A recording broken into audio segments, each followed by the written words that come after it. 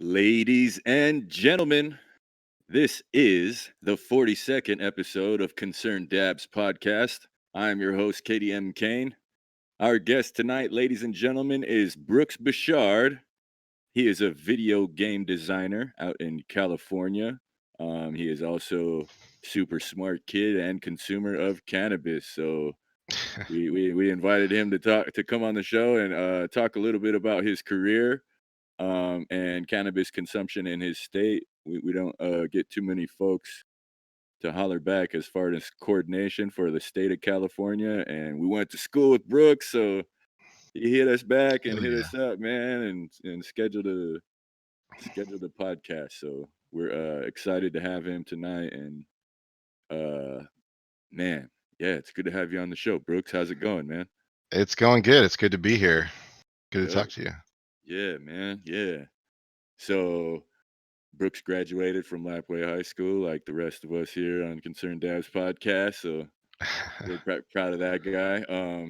Can you talk a little bit about your career path, at least in education, in order to get to making video games? Because honestly, dude, that sounds like a Right. really fucking cool job, dude. Like really cool. So Well, just it's one of those industries where education helps, but knowing somebody helps a lot more.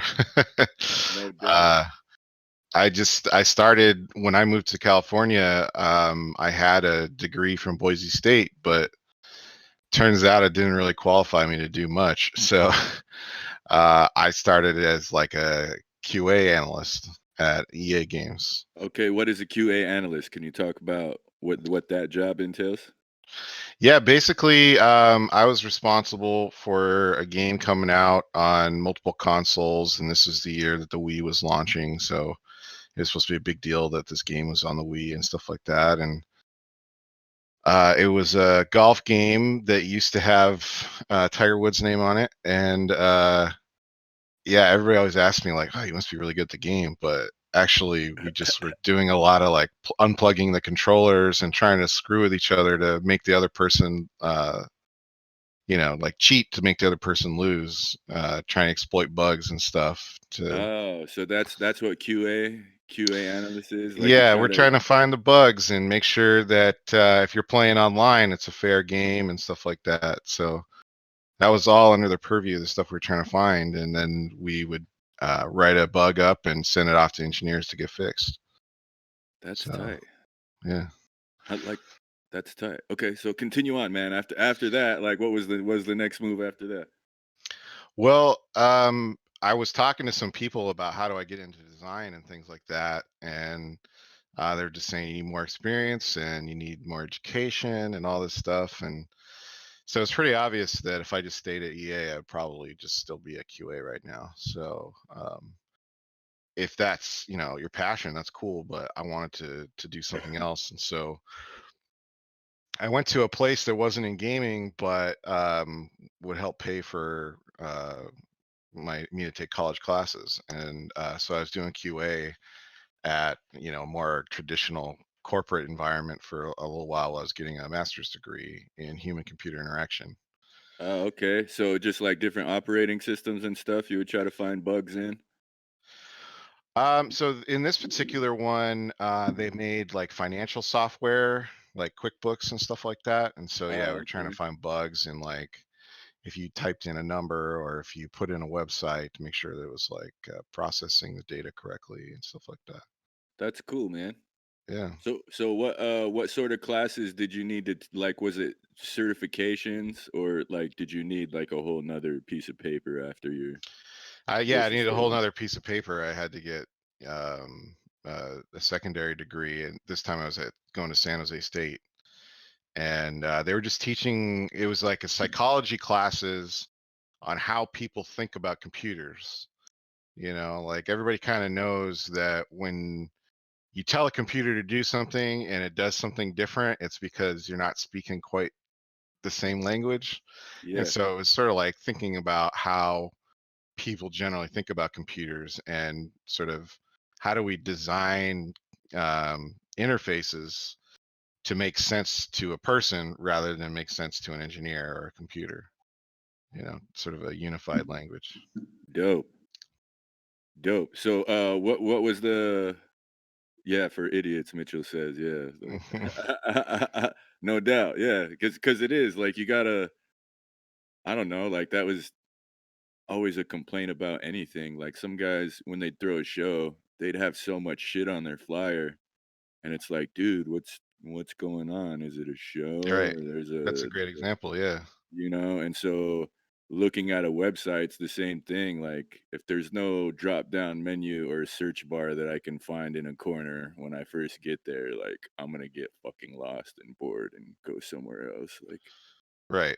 Right. And then there's yeah. also cultural stuff that we studied, like a really famous case study is the Chevy Nova, which was apparently selling really well in the States. But then when they went to Latin countries with it, no one was buying it. And then when they went down there and asked why, they're like, well, because Nova in Spanish means no go. I'm not going to buy a Uh, car that says no go on the side of it. And so, just like weird cultural things you have to take into consideration if you want to go outside of your normal user base too. damn, that's crazy. I didn't even think about that, man.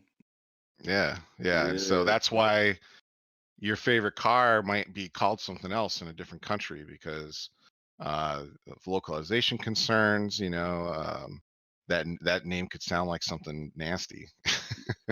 Yeah, dude. Man, another example of that was like Uh, I would okay, so when I grow cannabis, I'd make my soil from scratch. So I'd get compost was like the base. It's like fucking dirt, all the lawn refuse and shit from everyone's lawns in Portland gets composted out there in Right, North Plains. And I asked my buddy like what was the name of that place and he said Nature's Need. And so I googled that shit and it was like go to their website. And so I go to their website and they're also called Recology and then they had a third name too. And so it was like the same place, same company, all under 3 different names, you know what I right, mean? And so it was right. like, it tripped me out, but all of the names too were different.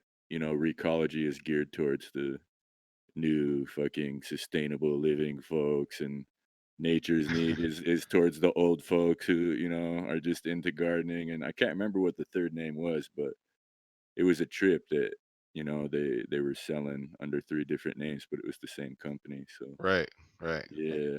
So, just in Portland, there was different cultures that they wanted to hit with ju Exactly. Yeah. just their name and logo. Right. Like it's the same where if you go to McDonald's in another country, right, they'll have special items on the menu because Yeah, people want that shit, from around there. yeah, And if you don't have it on the menu, that's not breakfast or that's not lunch to them. yeah. No shit. Yeah.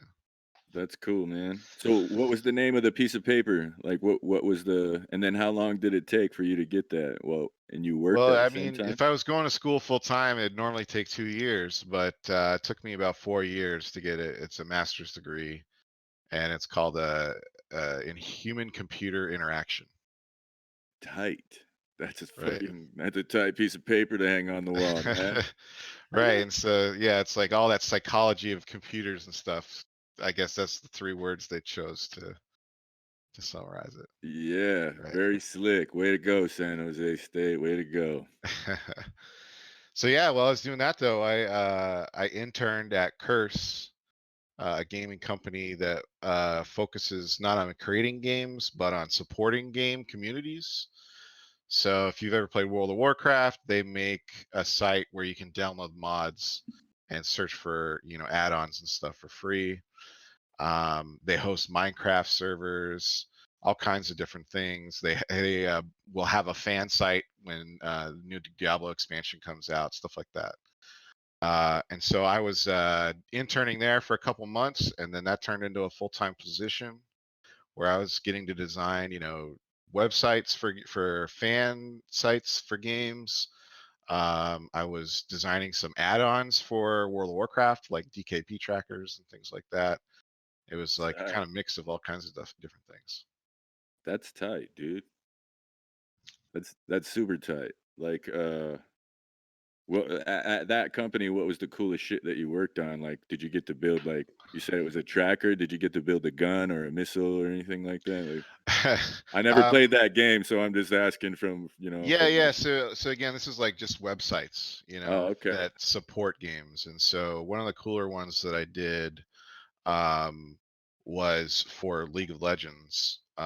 We created a site called LolPro that had all the different characters had guides for them that were actually written by professional players in the League of Legends scene at the time. And even though that's really common now, we were the first website to do that. That's And tight. yeah, so we had to go through the whole process of convincing the CEO that League of Legends was a game that he should care about and support, and that our pitch for the website was, worth doing and investing all this money to sponsor a team in. And yeah, it happened, and it was really cool. That's dope, man. So you had to go through the process of meeting and pitching and try, Yeah, like all that shit, dude. Like, yeah, that's what they don't really tell you about design, which is what I do now. Is you're constantly trying to sell people on your ideas, because even no matter how accomplished you are, no matter what you've done in the past, they're worried that, this next thing isn't going to pan out, and you've got to sell them on it. You got to make them feel like um, they can really trust you to take it to the finish line. And so a lot of it's salesmanship still, even after you've been in the business for a while. no doubt, dude. And then, like, man, what is that?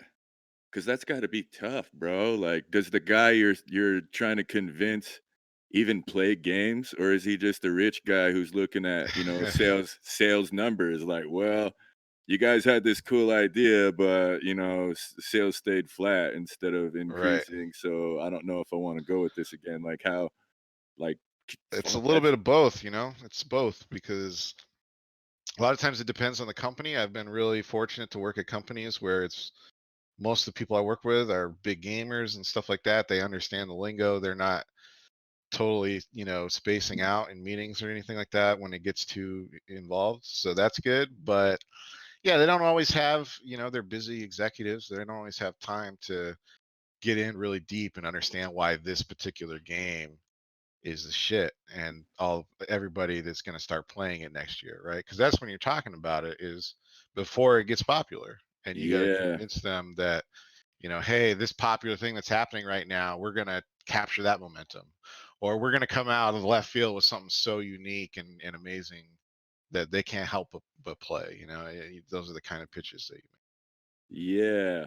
Damn, that's tough, dude. Like, yeah, that's dope that you went through that and were successful at it. You know what I mean? Like, that's cool. Yeah, that was like the most successful and most involved thing that I worked on while I was there, for sure. Tight. And so, after that, you got that job. You were interning there, and then scored the job after you graduated Right. and started full time. So, like, have you done anything since then, like that you can talk about Yeah, so I was working on League of Legends for a while. After that, for I how was like a couple years or for like, like 6 years. I was oh working on League damn, of Legends. that's tight. You gotta love that shit after that too. Like you're Yeah, gonna miss it when it's over. Like fuck. yeah, it's crazy how long the game has lasted. And now that I've moved on uh, to not working on League of Legends anymore for the last 2 years, it's being able to look at it more in the rear view. It's crazy how people just still love it. And even in myself, it's a game where I'm just like, I got a little time to kill. I don't really feel like doing anything but listening to some music and playing a game. So that a lot of times I'll just play an ARAM or something like that in League. So yeah, it's crazy That's to even cool, have a man. job that lasts longer than 6 months or a couple of years in the gaming industry is sometimes really tough, Y- because the Call of Duty gets released and maybe there's a couple expansions or whatever, but half the studio gets laid off. Damn. So So is that like kind of what the process is too? You get a contract to make the game, and then after they make it, you're just kind of out of work until you find something else to make. that's how it is for most folks in the industry. Yeah, it's a little scary sometimes. Damn.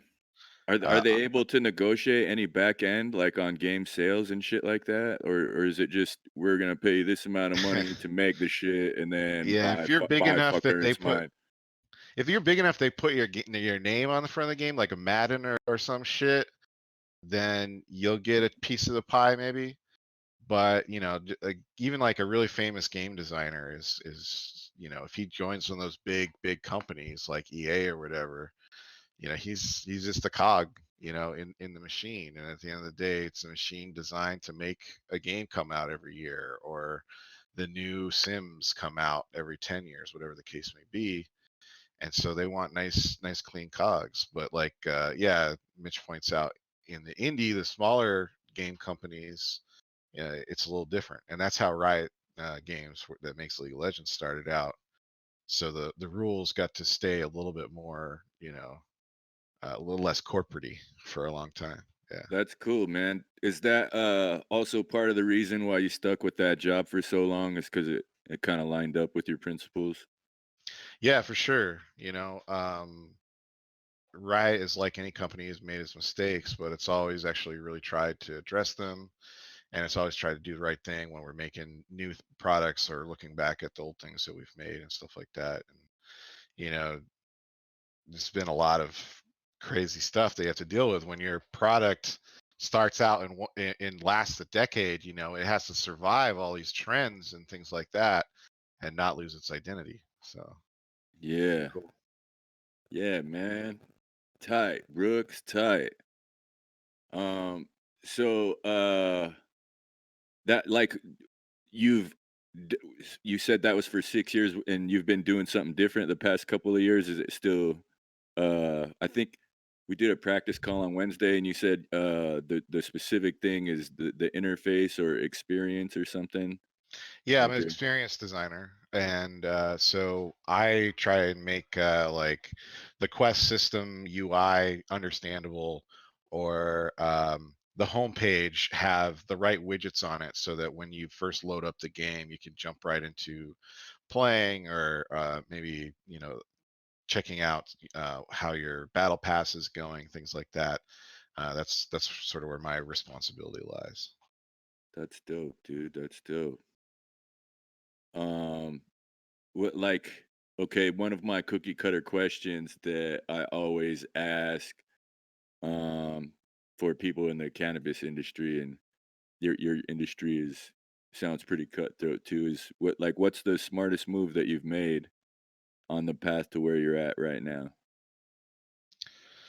Uh, Not listening to doubters, not listening to haters, Yeah, Even people that supported me would sometimes try to support me by saying, "Hey, this industry over here is more reliable. There's more jobs. You should get into security, or you should get into engineering this kind of software or whatever."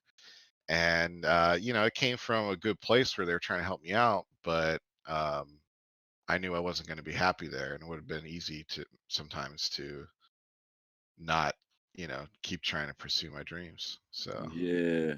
Way to yeah, go, man. Good advice, fuck Brooks. the haters. Yeah, dude. Because it bees like that sometimes, man. Like, folks like, "Oh, you're still doing music?" I'm like, "Yeah," like, "Fuck, I'm gonna put out a bunch of shit this year, like, Yeah, I'm for gonna have sure. money to do that shit, so why the fuck not?"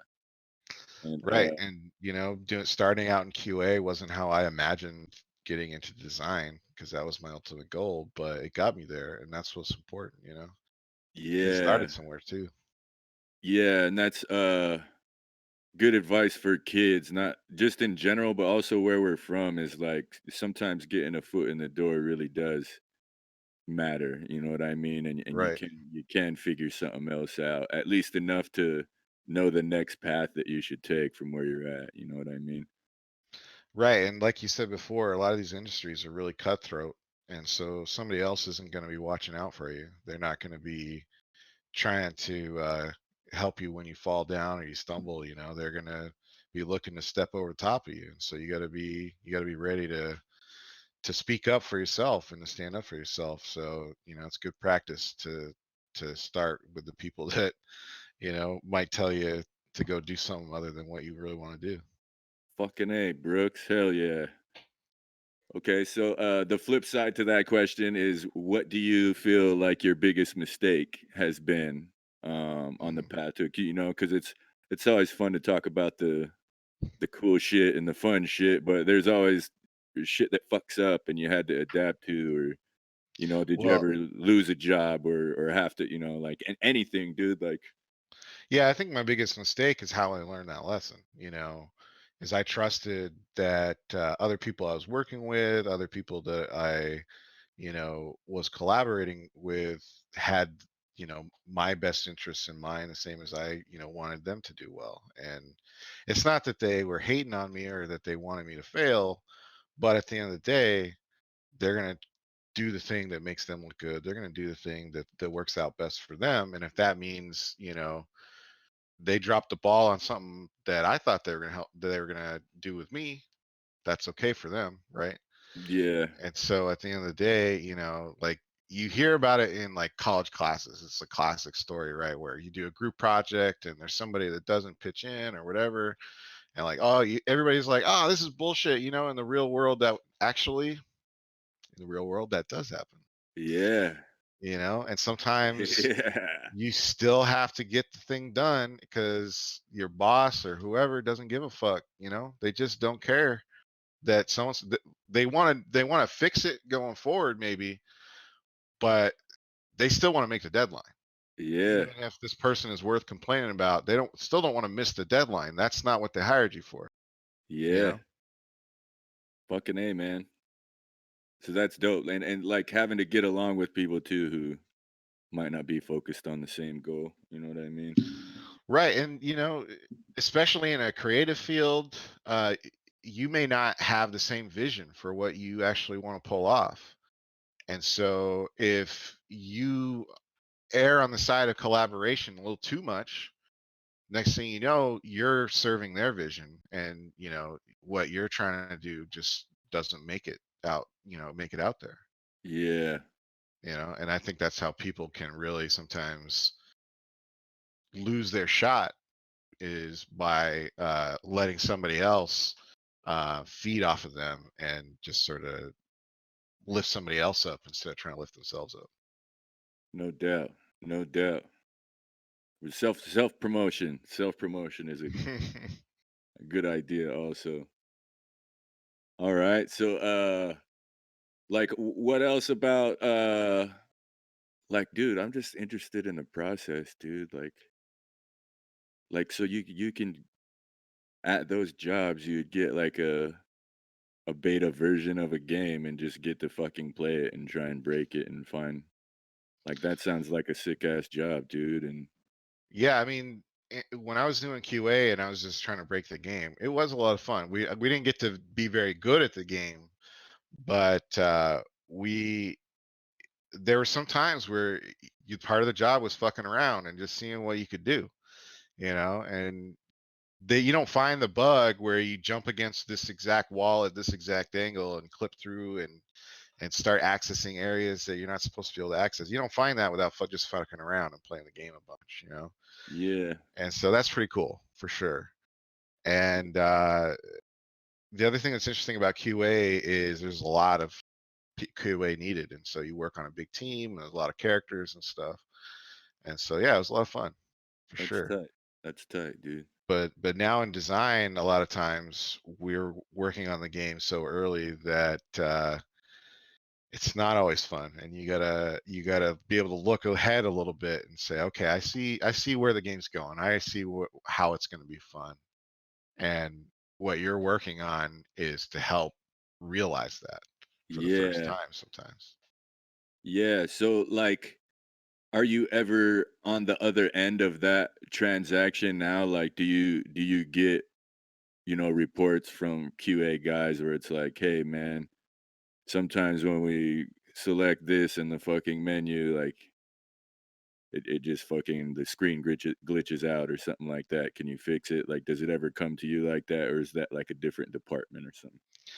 Um, y- yes, that's another thing that kind of depends on what you're working on. In some places, design is just sort of like, yeah, go do this, and then there's like an engineer that has a computer science degree, and he does all the changes. But Uh, a lot of places, you have to be able to get in there and maybe not write code, but you got to have to understand that in this diagram of a level, these things are represented by squares and all that other stuff, and you got to be able to interpret this software that represents the game without actually rendering it like a real game, and damn. that's how we make changes, even though not everybody is a proficient computer science software engineer.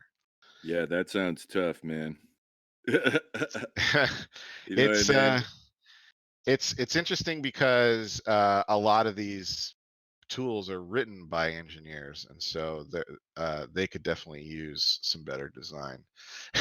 No doubt. But it's great once you learn them; they're really powerful, and then you can go in and change things and make little tweaks and fix these bugs without having to find an engineer to do it for you, which sometimes they don't have time to fix the things that you think are important, and you got to do yourself. Yeah. Yeah. Yeah, I'm busy fucker. You know how to do it. You know what I Hmm. mean? Like, yeah.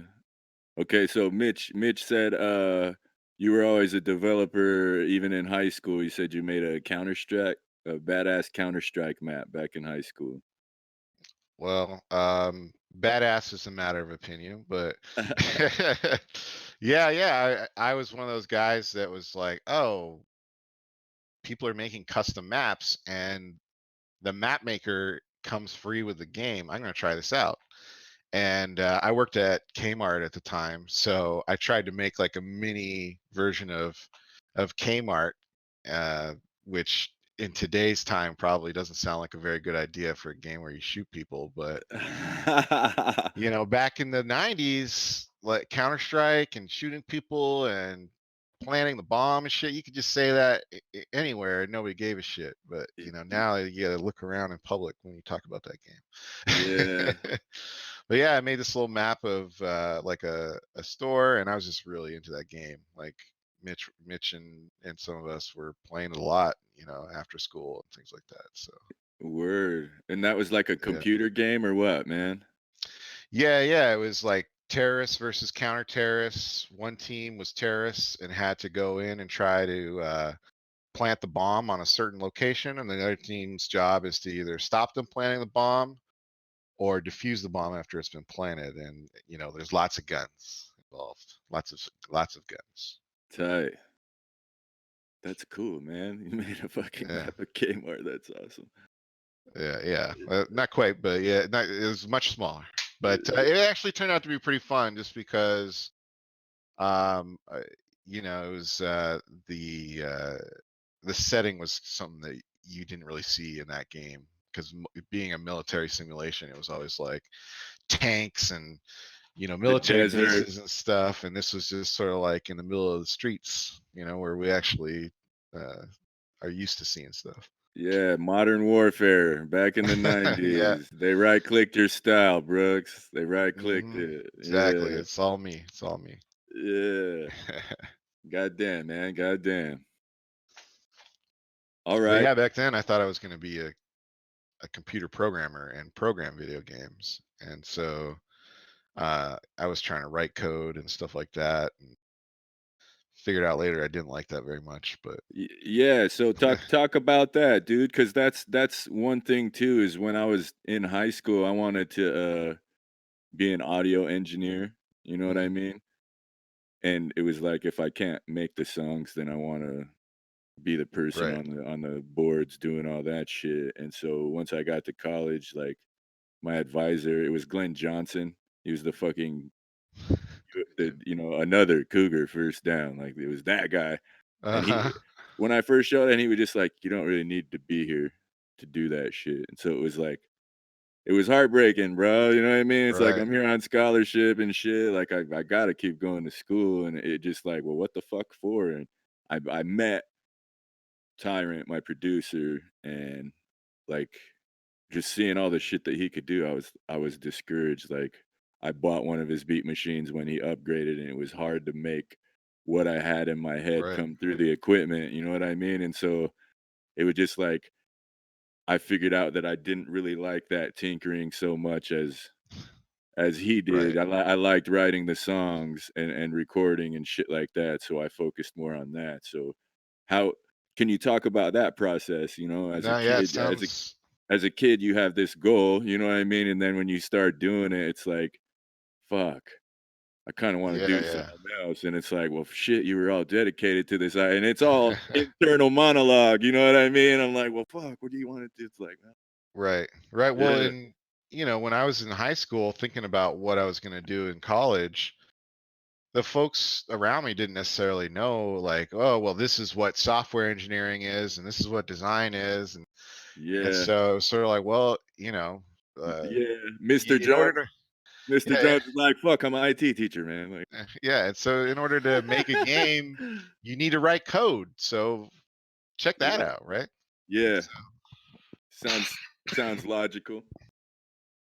so yeah, I was actually a computer science math double major when I first went to Boise State. Fuck, that sounds hard, Brooks, And I man. did that for 3 years. And in the third year of computer science classes, I was just like, I hate every minute of this. Why am I still doing it?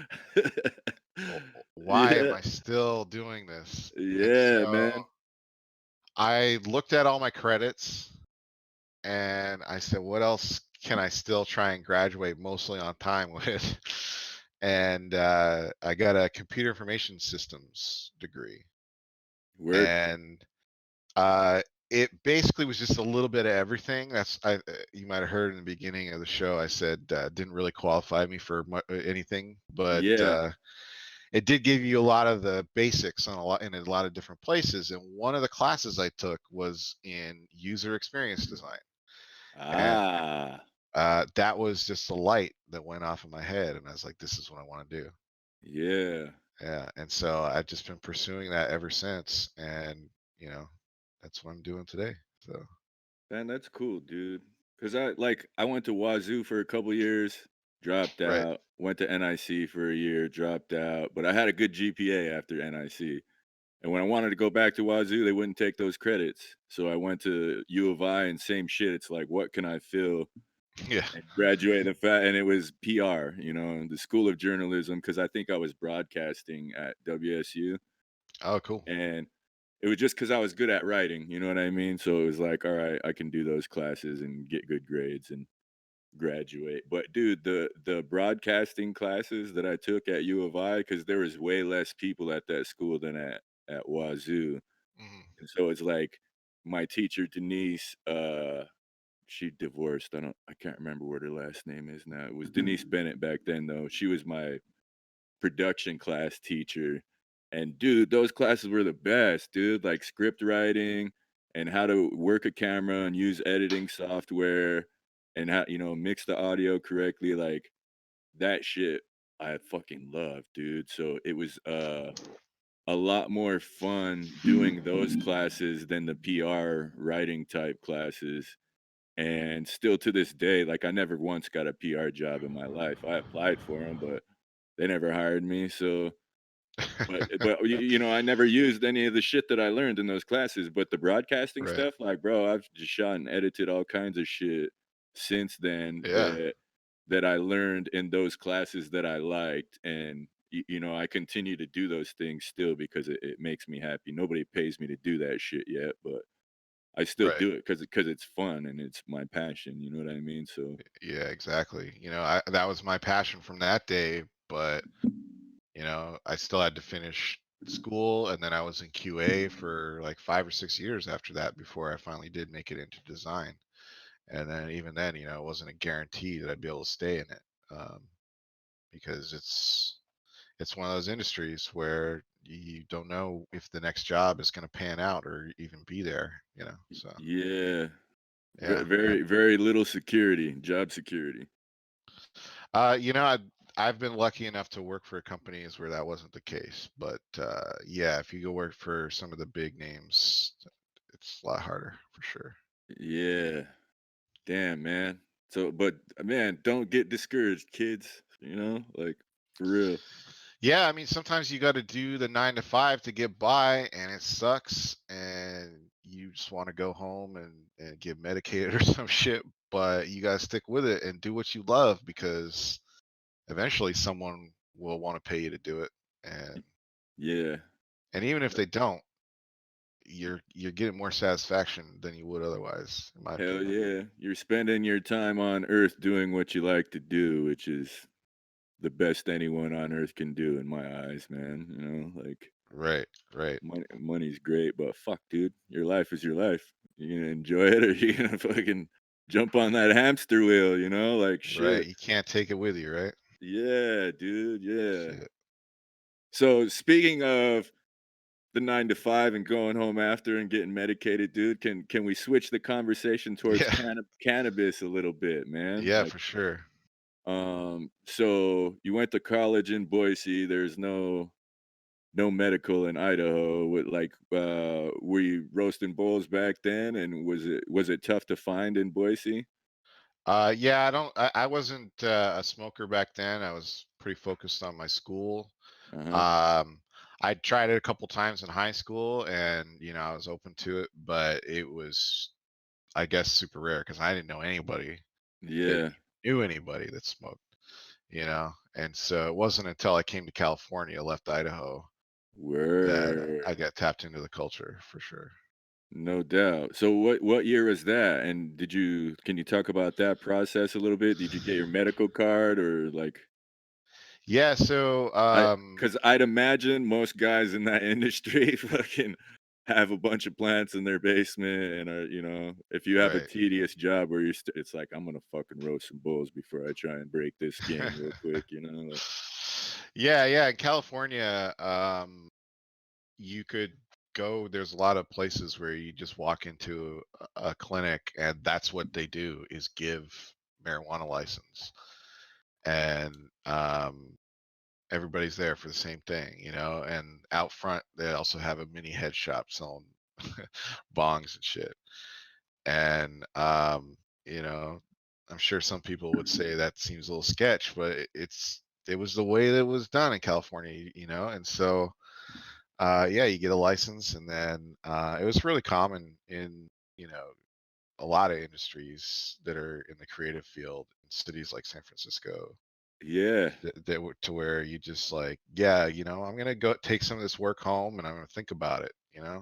Yeah. And if I happen to be thinking about it while I'm high, maybe something good will come out of that. Well, dude, sometimes I feel like those guys from the fucking 80s and 90s were stashing themes in their games too, like Earthworm Jim, dude. Like Hmm. earthworms are really fucking good for your soil beds, dude. Like they're like the hero of everything in there, and it's like a lot of the villains look like little bad shit for your plant that would fuck it up, And then Right. also with Mario Brothers, how it was like, Shrooms. yeah, but not just that, but fungi. Remember the movie Oh yeah. with John Leguizamo as Luigi? Like in that movie, I thought it was cool how the king or whatever was turned into mold or fungi, and he was like Yeah. everywhere, especially underneath where it was wet and dark. And it's like that thematically now clicks in my brain, like, and he was connected to everything and could communicate with everything, and that's how mycorrhizal fungi is with plants and everything. So I was like, damn, man, like that's Yeah.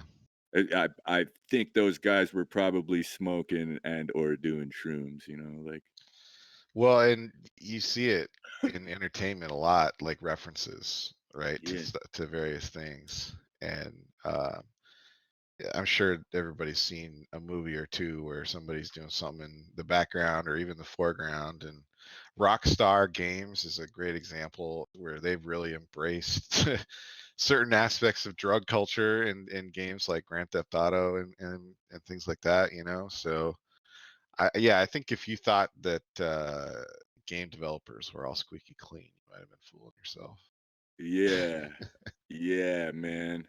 Not all those computer nerds are straight edged, But we got some straight edge guys too, like you would have thought that these dudes were at corporate jobs, with their button downs and all that. But I guess at the end of the day, they know how to crack a beer, so that's cool Y- too. Yeah, yeah, whatever floats your boat. Hmm.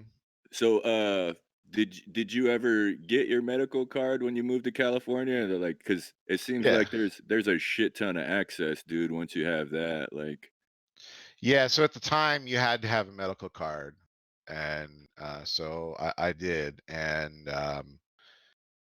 there's shops everywhere.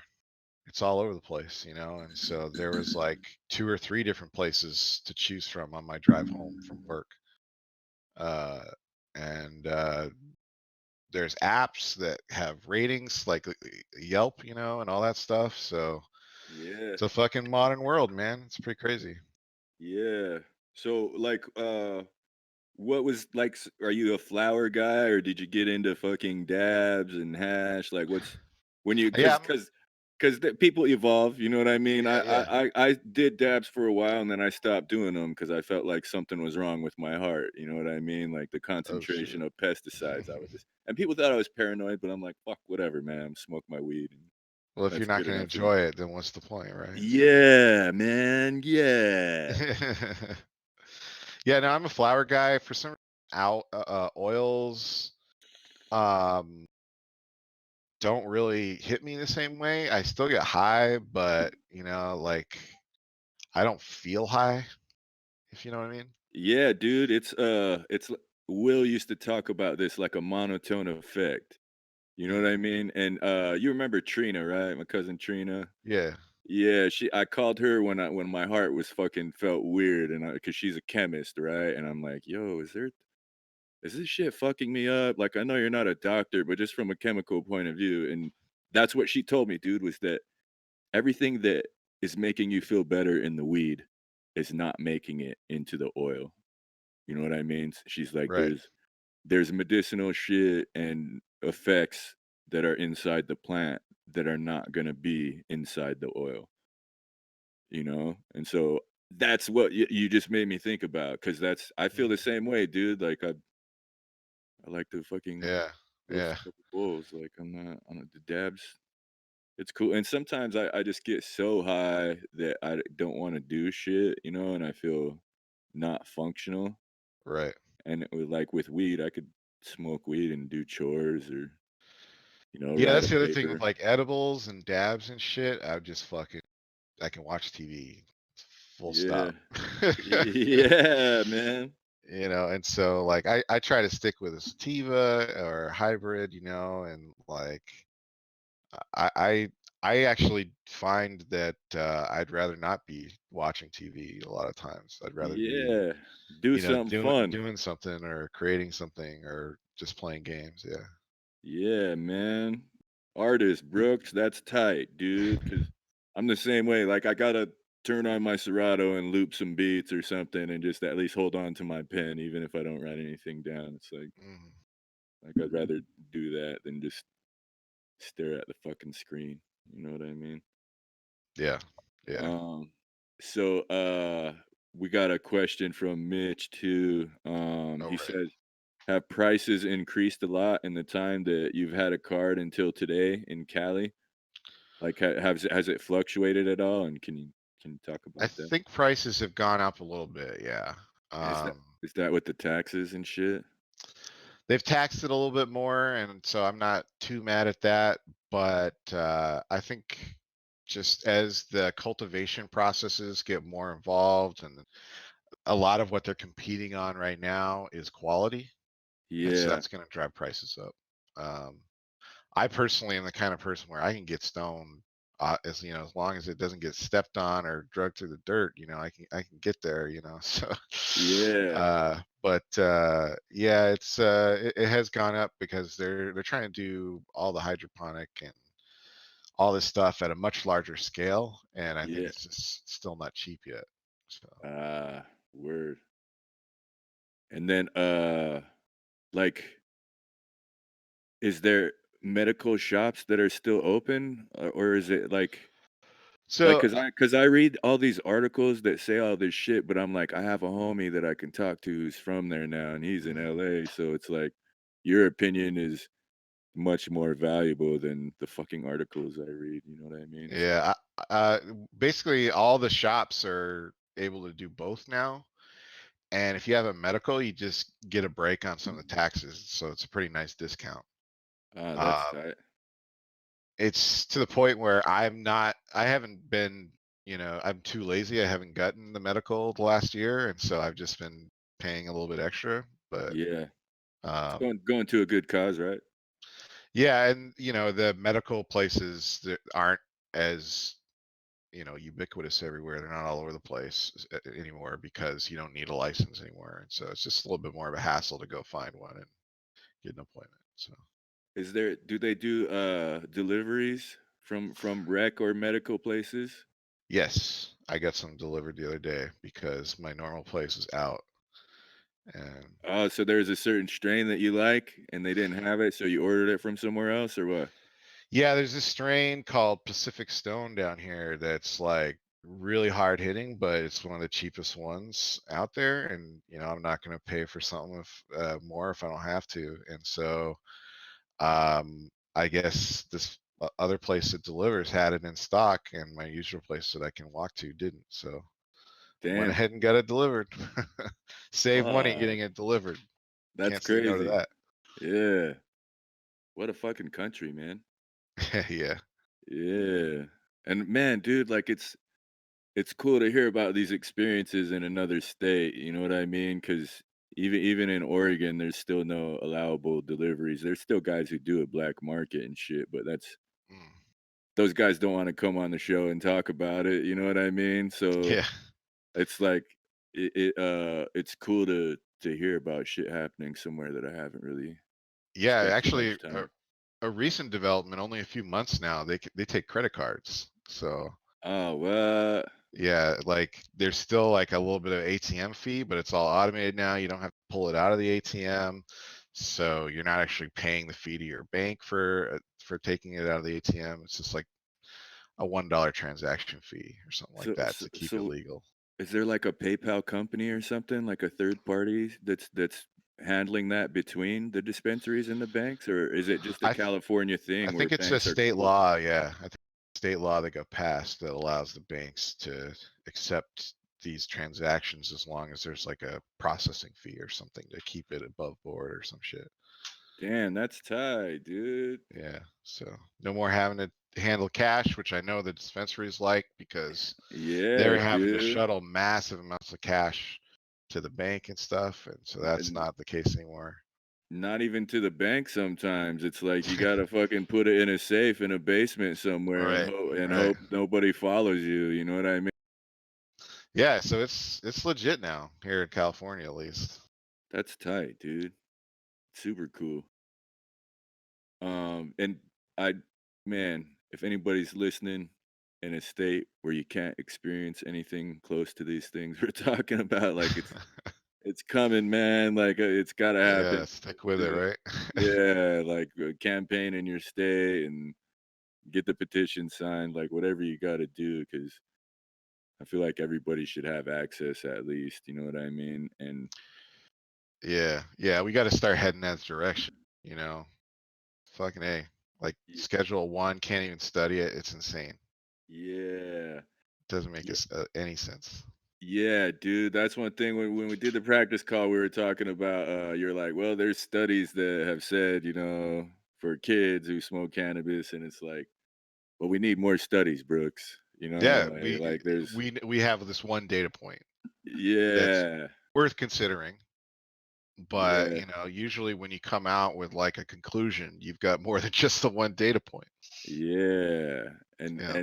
and who is funding the research too? Like there's in Oregon when it passed recreationally there was like 5 different kinds of licenses you could get. There was a retail, a production, extractor slash processor, a wholesaler, or a research. And so like Right. the research or and then there was like a lab testing one too. The lab testing one was different from the research one, so it's like if you were a college or a university, you could apply for this license and conduct a study, and get participants and legally possess the cannabis to administer your study and all that. And like nobody in Oregon got that license, dude, except for one company. They're called Phylos Bioscience, and they're a gene sequencing company. And so it just went bad, man. They made it sound, they sold themselves as, you can get your whatever your strain is that you've been breeding, we can sequence it and you can see what it's related to as far as whatever else is in our database. But their end game was to basically be like Monsanto and Yeah. figure out which alleles were beneficial and the tissue culture whatever strains they fucking wanted and manipulate genes and eliminate everybody else. And people are paying to submit their data to them. So it Fuck. was yeah, dude, it bummed me out because I used to hype them up hella like the first year, like they're the only company that got that license. Like that's tight, man. And Yeah. and Until then you find out what they do with it, man. yeah, dude. So it's just like fuck. It was a bummer. And as a patient here in Arizona, they send you emails where you can participate in studies also. Okay. And so it's like there's most of them were either here or in California.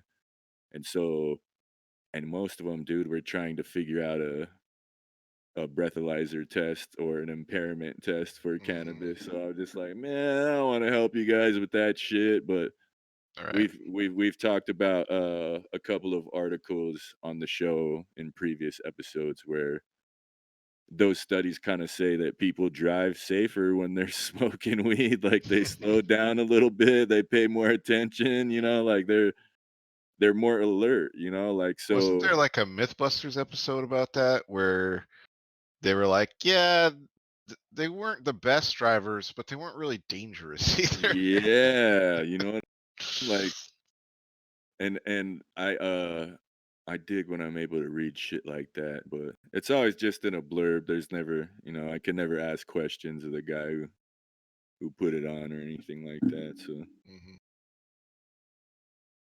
Mitch says he remembers Mythbusters about beer and sleep deprivation. That's Yeah, funny. I don't know. Mythbusters is in San Francisco, so they were totally probably chill to do something with weed. That's cool, man. We're gonna try and Google No, I've not met Adam Savage. that. Yeah, I didn't start getting celebrity encounters until I came to LA. Nothing in San Francisco. Oh, cool, dude. Talk about that. Who have you run into? Nobody like crazy big, but uh the guy in the Marvel comic universe who's like the agent of Shield that goes around recruiting the actual superheroes. And he wears like the tie, and then like in Agents of Shield, the TV show or whatever, he's like the main dude.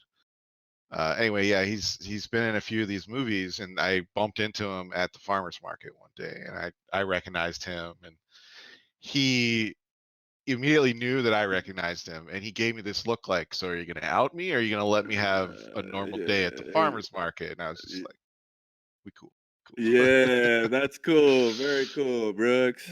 Yeah, yeah. And then one time I was at a ramen restaurant, and oh man, I'm gonna forget what the actress's name is, but this really famous actress was there with her two sons, and she was teaching them how to do the bill and how to calculate the tip and all this. They were just barely old enough to sort of understand that, so it was That's pretty cool. cute. Yeah, and she made fun of me for how ravenous I was eating the ramen because I know how to pack it in, and she gave me shit. It was pretty funny. That's funny. Brooks Yeah, sitting there fucking eating a bowl, man, and tearing it yeah, up. That's yeah. funny. It's one of those. That's That's one of those things about living in LA, though. Yeah, it happens to everybody. that's dope, dude. So, what okay, so this is another cookie. We're getting close to the end. So, what kind of concepts or ideas would you like to promote for the future, either in video games or in cannabis? You know what I mean? Like what Well, would you like to see, man?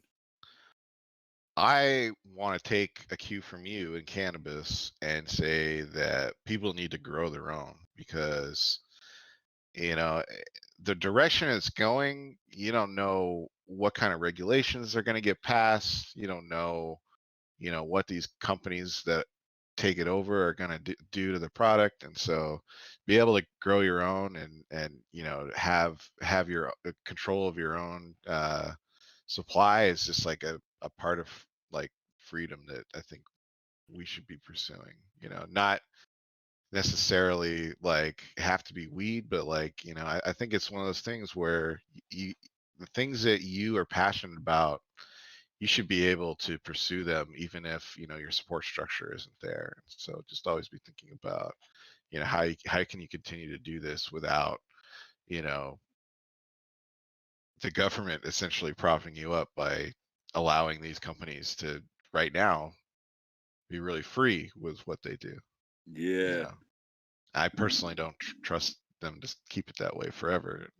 Maybe that's not going to happen, and hopefully that's unlikely, but you never know, right? Yeah, no doubt, man. Because that's one thing that keeps popping up in the news that we read too is that there's a serious surplus, like in Canada and California and everywhere. Like they're all the publicly traded companies are like not hitting what they thought they were going to hit for 2019 as far as revenue because they grew more than the market Mm, consumed.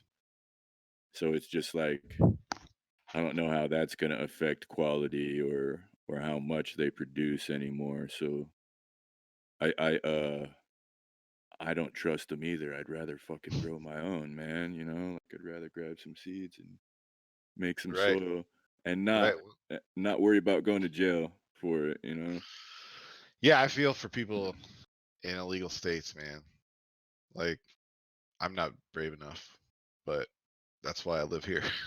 Hey, dude, like in Arizona, you have to live 25 miles from a dispensary in order to cultivate your own medicine as a patient, and it eliminates Oh fucking shit. everybody. So it's like there's no lab test for pesticides or mold for anything on the shelf yet. So it's like, Yeah. man, yeah, dude, I don't like that, and I'm moving to Spokane at the end of the month, dude. So I'll be able to grow my own after that, and Hell yeah. much happier, dude. Because I don't have the balls either to just fucking do it and not be compliant. Because your neighbor might smell it and call the cops or what, like I just hate those paranoid feelings in my brain, man. It's like, Yeah, and then if it does happen, you don't got a inch to stand on because they yeah, caught you yep. red-handed. And you knew the 25-mile rule, fucker. Yeah. Talk about it on your show. So like so that I don't want to be that guy. So I'd rather just be safe. Back to the Northwest, man. Yep, More cannabis culture. So that should be cool. for real. Yeah, dude. Well, is there anything else you want to say in closing, Brooks? Man, I feel like it's been a pretty good interview. You want to give any advice to kid? Okay, favorite strain. That's what Mitch says. No, I don't have a particular favorite strain. I just like sativa, you know. Word. And I'm a believer in tolerance breaks. Ah, okay. Man, I was talking to my lady about that. Like I was like, yeah, sometimes it's good to just not smoke for a couple days, Yeah. and when you come back, it's like, wow, Yeah. Yeah, it's legit. Yeah. for real. All right, yeah, Well, that's all I got. okay, cool. All All right. right, man. Well, I'm going to go ahead and do my outro dance. Ladies and gentlemen, this was the 42nd episode of Concerned Dabs podcast. I was your host, KDM Kane. I got to give a shout out to my guest, Brooks Bouchard, man. Thanks for talking about your experiences in video game design and cannabis consumption in California. I also got to give a shout out to my guys in production, Mitchell Wilson and Jesse Curry. This has been a Main Node and Joseph Street Enterprise production.